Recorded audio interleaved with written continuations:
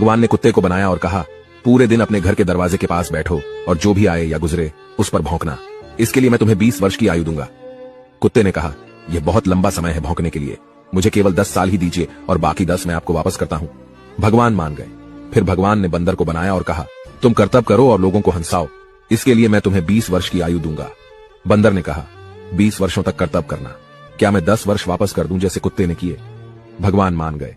इसके बाद भगवान ने गाय को बनाया और कहा, तुम्हें हर दिन किसान के साथ खेत में जाना है, उसका हाथ बटाना है और किसान के परिवार को दूध देना है, इसके लिए मैं तुम्हें 60 वर्ष की आयु दूंगा।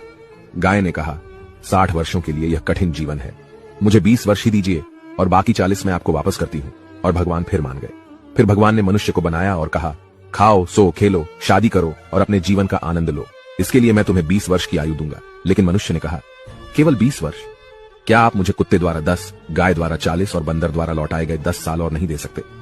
भगवान मान गए और कहा, ठीक है, मैं तुम्हें 80 वर्ष की आयु देता हूं।